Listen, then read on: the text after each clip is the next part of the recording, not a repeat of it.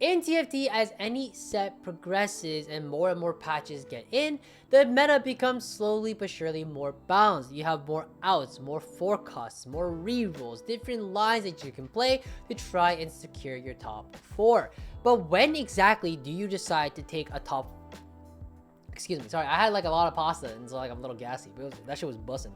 But before I got sidetracked, when do you play reroll, right? When do you actually commit to a reroll comp, and when do you actually decide to play standard? Well, in today's video, we're gonna explore that through none other than a very typical VOD review that we normally do on this channel. You might actually notice on the bottom right here, the man who looks quite handsome and dashing, I might say. That's me. So I don't normally VOD review my own games because they're not like the top echelon of like top challenger lobbies, but I'm currently sitting at like 700-800 LPGM, basically challenger. The cutoff's like 50 LP away. So honestly, and I'm playing in challenger, like high GM, low challenger / mid challenger lobbies, depending on the day, lobbies. So it's good enough in my opinion. And I think this game in particular, there was a lot to learn from. So I think this is a very good learning opportunity. So I thought, why not VOD review me? Anyways, as you can see here, we do get a Jinx chosen given in our shop here. We'll talk a little more about the signs for reroll and stuff in just a little bit. Don't worry, sit tight. But we gotta talk about the flow of the game so you can understand the context, and then once you understand the context, you can understand where to go from there. I do end up making the Jinx chosen. The reason why is because we had a bow and an open belt. Open belt is usually something like an Evan Shroud, and bow can be something like a GS or red buff or last whisper. So I know I'm probably leaning 80 in this current spot, and actually with a decent amount of punk units, I'm already thinking, okay, maybe Jinx reroll. It's definitely a potential opener from this spot.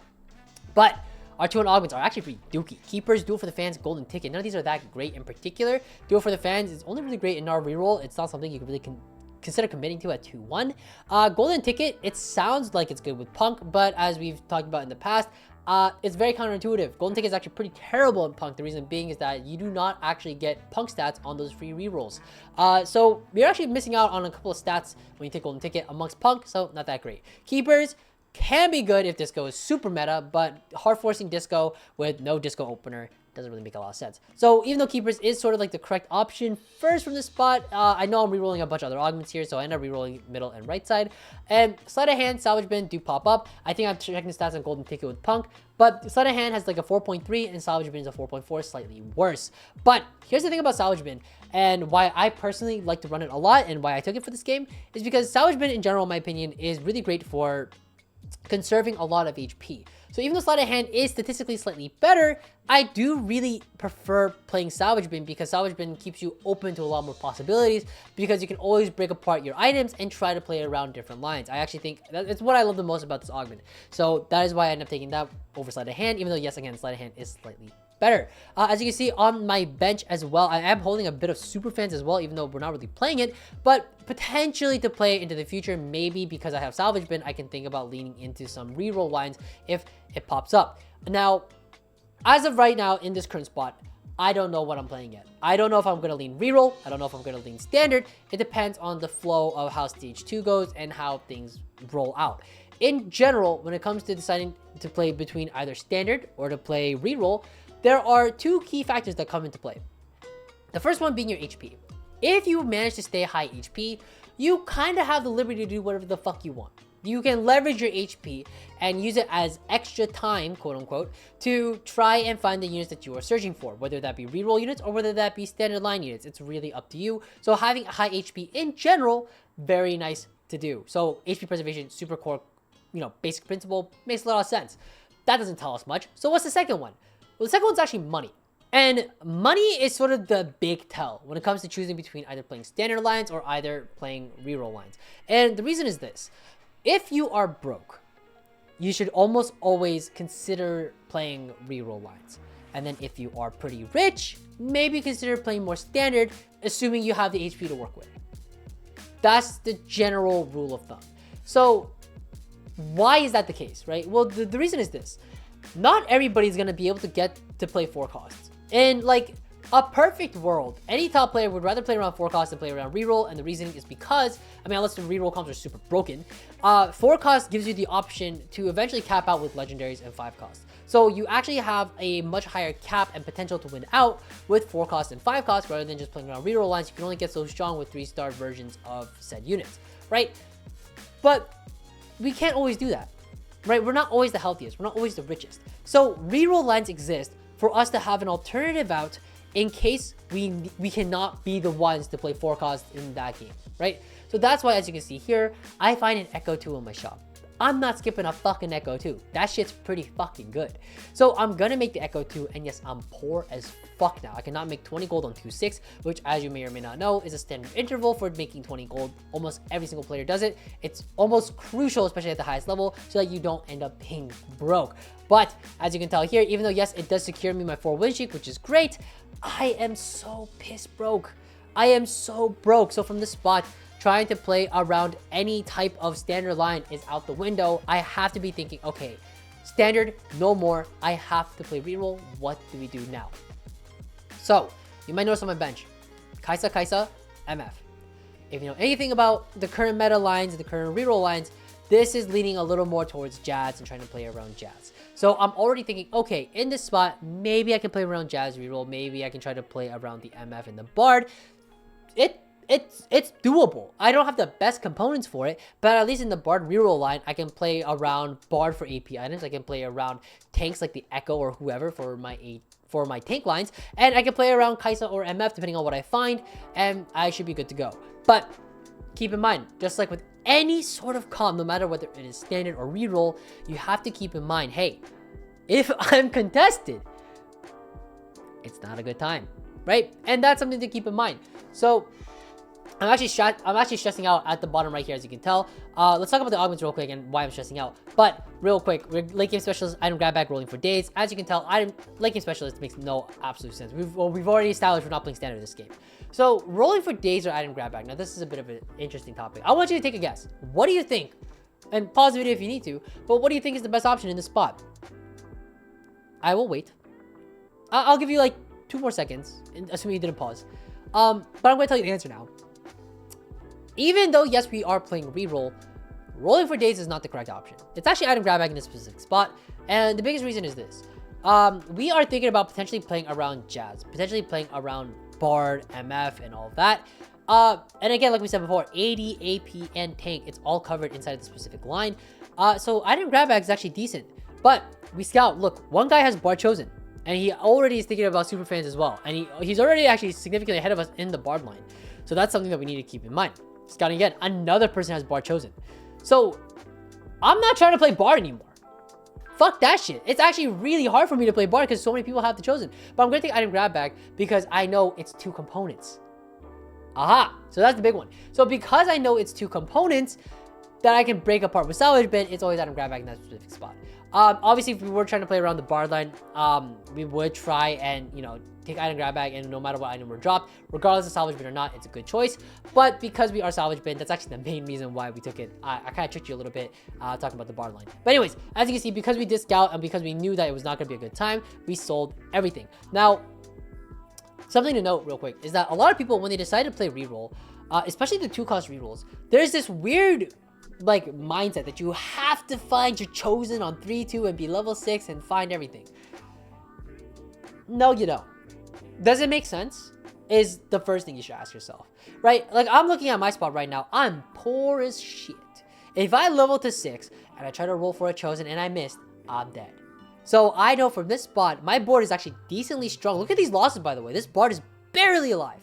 But my spot, even though I am poor as a motherfucker, I know that if I were to send it at level 6 and try to find my chosen too early, I'd be even more fucked. And it's a definite buff board. There's nothing else I can do. So I am sitting here with a board that is decently strong. Echo 2, Vi 2, Jinx 2. It's good enough for 3-5. For stage 3, it's good enough. Is it going to streak me all the way through? No, it's not. Am I going to lose fights? I've already lost fucking 2. But hey, I don't know how that's... Like, I unironically... Sorry, this is a complete tangent.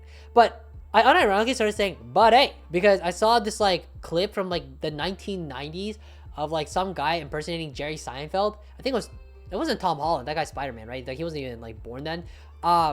Maybe it was Tom Cruise, I don't remember. But like they kept saying, but hey, if you ever watch Seinfeld, you understand it. And I said it unironically, but now I'm starting to say it unironically. Did I say that right? Ironically, then unironically. Anyways, I'm getting sidetracked. So if you see me saying it a lot, but hey, you know.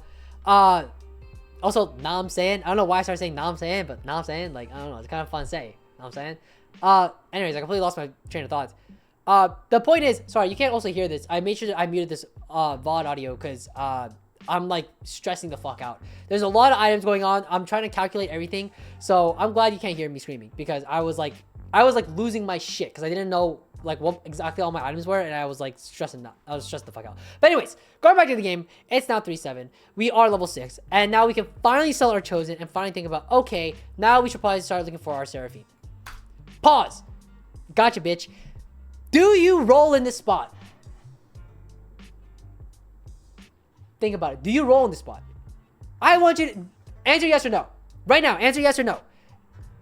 Ooh, type it in the comments. Ooh, I'm a YouTuber. Sorry, I don't know where that came from. But here's the thing. Here's the thing, though. I'm assuming you answered already.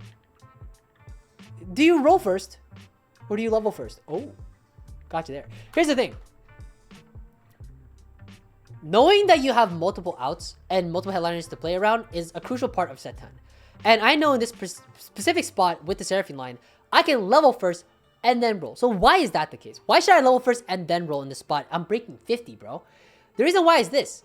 I know that my headliner can be Seraphine, but it can also be Lulu. And if I'm able to level to 7 first and then roll for my shit, I'm guaranteed to stay 7 first. And then I can start finding my units. And by guaranteeing I'm 7 first, I can make sure that, hey, even if I don't find everything that I need perfectly, I still have 7 units on the board. I'm still within tempo with the rest of the lobby. So that's a really crucial thing to know. So yes, even though the pivot wasn't perfect, I still won the fight. Thank God. He had a Yasuo 3 for God's sake. I didn't play 5 Spellweaver on this turn. It wasn't the cleanest of pivots. But I mean, hey, it was pretty good. 2 Echo 2s on our board. It's decent enough. We have a Lulu chosen. It's fine. We wanted to play Seraphine, but why not just settle for Lulu? It's totally fine as well. And our spot's actually pretty good now. Anyways, Capricious Force, Contagion, heavy hitters. You could make an argument for heavy hitters. I was thinking I'm probably not getting a lot of value out of this augment immediately, which is why I think I did not take it in this specific spot. It's probably decent enough, but I end up rolling over it, and I believe I take Magic 1 in the spot, and the reason being is because I think at this point I'm able to calculate all of my items at this point, and I'm thinking, you know what, my items should work out, it should be fine, and I should end up with a Gunblade GS here, and then where items are actually okay. Gargoyle, Warmogs on top of the Echo here, which is the exact same thing items that we had before. Really good Lulu items, not the best. Obviously, Blue Buff is better than Shojin here, but excuse me, that's the pasta. But overall, that's a pretty decent place to be. Our spot's actually really good. So now we're thinking, okay, cool. 26 gold, we're not broke, totally fine. We found everything we need. Everything on our board is 2-star except for the cannon. This spot's pretty good. Our spot went from tragically terrible to, hey. Sorry, I don't know what it is, like, but hey, our spot's pretty good now. Like, isn't it? Like, I feel like I played this game pretty well. I mean, I'm not trying to jerk myself off on YouTube, but like, hey, dude, I swear to God, I have a disease. Like, I can't stop saying it. It's really fun. You should try saying it. Just whenever you're just like whatever, just say but hey. Like it just rolls off the tongue. I don't know what's going on. But anyways, pretty good spot to be in. Now, what's the game plan, right? Well, ideally, we wanted to play Reroll, right? The idea was to play Reroll. We do want to play around maybe Lulu 3, maybe Seraphine 3. Like, we're not entirely sure what it is. Funny enough, there was a Lulu on the carousel, but I actually took the belt. Reason being is because at the time, I'm thinking, okay, I'm probably playing around Ori duo carry instead of Seraphine. I'll just remake the Seraphine, and I can Nashers the Ori once I pop this GS off, and it becomes a bow, and it comes to Nashers, and I'm red buff Gunblade Ori. Pretty solid. So that's why I took the belt instead of the rod, in case you were wondering there. But in this spot, we're thinking, okay, we wanted to play Reroll, right? But do you notice a bit of a problem here? Do you notice a problem at all with this potential idea of playing around Reroll? Because I do. And it's that even if we wanted to play around Reroll, I have 0 copies of Seraphine, and I have 0 copies of Lulu. Right? So what do we do now? Am I gonna try to play standard now and try to play around 4 costs? Like, it's maybe we just play around Ori carry. You actually have 2 options here. Do you remember earlier in the video we talked about, hey, when you have a lot of, I should stop using the word hey, but when you have a lot of HP, you have options, right? We could play around Ori, potentially play around like an Ori headliner instead. Maybe play around like an Ori KDA sort of situation. But there's multiple options that are available to us. We actually have 6 echoes, right? So we have 6 echoes. We know for a fact we're probably gonna want to hit this echo 3 at a certain point. So if we play standard and we play around like KDA, like Ari and Kali in a standard KDA line, when are we finding the echo 3? Chances are not anytime soon. So we do know we're probably gonna be rolling at 8 instead. So again, it's funny enough, it's the exact same concept. We level to 8 first. We play 5 KDA because it's a big spike, and then we go, okay, do we want to play standard or do we want to play reroll from the spot? We're still asking ourselves, do we want to play reroll or play standard? Which is crazy because it's 5-1. At this point, you should be fully committed, but it's still kind of on the fence. If we find this Echo 3 pretty early in like in a college host, like sure, maybe we will play around like standard lines. But otherwise, why not just try to play reroll at level 8? It's okay. We got that extra level for free, basically, because we knew we didn't have any copies anyways. So why not try to play level 8, position as well as we can, because there is a KDA Akali player in our pool. But we have options, right? And maybe this becomes a bit more of a lesson of like, hey, HP preservation is very important. This is why you should do it. But keep in mind that this entire time, we're thinking about reroll. We're level 850 at 5-2. We're in a really good spot, but we have to be constantly asking ourselves, what is our out now, right? If we play standard, is that the correct out? Or should we just try and play reroll instead? And in this point of the game, I'm thinking, okay, here's the final factor to keep in mind. Do you remember what portal we're in? Because this portal is Pot of Gold. And Pot of Gold is surprisingly a unique portal in the sense that you can actually play for multitudes of outs. Depending on the tempo of the lobby, maybe some people die very early during stage 5, lots of gold gets injected into everybody's board, or sometimes it's not that much, but we'll touch upon that a little bit later. But because it's pot of gold, we can think, okay, when 6-1 hits, we're gonna actually get a bit of a gold injection. So maybe we could just play 9 and play standard, or maybe we could reroll and try to hit everything instead, right? And we have to consider these different possibilities that are presented to us. Here, it's definitely Gunblade no matter what, because Gunblade just goes on to Ari here. And that's why you might also notice I'm not pumping any level, or I'm not rolling either, right? I'm thinking about what are the potential outs. And actually, I'm thinking at this point, maybe it's an RE3 game. I could have rerolled Seraphine, didn't find any Seraphines, I just went to 7. Didn't find a lot of loot, I only have 1 copy. Okay, maybe we just go level 8. We're level 8, I'm like, okay, well, we're not finding a lot of, we're not nationing a lot of copies here. And now it's pot of gold, so why not just hold off just a little longer? We got the HP to spare. Let's work with it a little bit, okay? Maybe RE3 instead. So, again, you can see, like, this thought process of, like, should we play standard, should we play reroll, when to commit to one or the other. And again, Echo 3 is sort of the big thing here. If I was not even close to Echo 3, I probably would have just kept pushing level and probably went to 9 and just called it there. But because this is, again, it's pot of gold and we have all these different factors to consider, we're thinking, okay, maybe we still stay at 8 and roll for everything instead. What is the highest cap? Now, you can notice on the right-hand side here, it's 5-6. Well, at the top, you notice it's 5-6, but you also notice on the right-hand side, there is a decent amount of people left over. Pot of gold is 120 gold. 120 gold split amongst everybody who's still alive at 6-1. At this point in the game, I've realized, and maybe I realized a little bit too late, shit. I'm getting like 24 gold. I'm not getting, I'm thinking it's supposed to be this big gold injection. But it's not. It's actually really, it's a tiny ass injection. So even though we hit the Echo 3 now I'm thinking, okay, you know what? If I go 9, am I really going to be able to play around like legendaries and cap out with all these forecasts, 2-star forecasts or whatever? Like the answer is probably no. I need way more money on level 9 to try to pivot into a stronger like 4-cost, 5-cost board. That's going to secure me my top 4. So I'm thinking, okay, I'm going to commit to the reroll line. I am going to just, what is it, Shiv here, and just, break it apart for the Nashers. I like it. And then we just roll it. I don't know, I'm saying I like it, but I'm trying to remember what happened in this game. And now I'm saying, okay, I committed. I'm going to go reroll and try to hit everything. So everything as in I want to try to look for the Nico 3, I want to try to hit the Lulu 3, and I want to try to hit the Seraphine 3, and I want to call my board there. As you can see, we are losing quite a bit. You could make an argument, maybe we should just send it to 0 this turn, and quite honestly, I think that is a fair argument to make. But at this point, I've noticed, okay, you know what? I actually am losing quite a bit of my fights. The margins aren't as close as I thought they'd be, despite having Echo 3 and a bunch of other stuff on my board, especially like the RE2. So as you can see here, we are digging to try to find everything because we know we need to spike our board to try and secure our placements. We're 25 HP, but a lot of people are 1 life while we are 2. Arguably 3 if you are an optimist. So we do hit the Lulu 3, which is really nice. We are 2 off of Seraphine 3. We do give up on the RE3 out because we just didn't fucking find any. But it is what it is, and guess what? We're 25 HP, we're chilling. It's now a secure top 4. And, like, I don't know, if you ask me, pretty well played in my opinion. But, And now we're sitting here. We didn't hit any of the Nikos, which is really unfortunate. Nico 3 doesn't really seem to be on the menu anymore. But the way that we navigate this game is not very typical. It's a very atypical standard way of playing. Sorry, I realized I'm slouching my chair, so I look a little shorter. By the way, Bellum, I don't know if you're ever watching this video, but there's one time, Bellum, if you don't know, she's like also a TFT content creator. She literally came by my stream and was like, this angle makes you look short. So now I have this weird like thing in the back of my head that says sit up.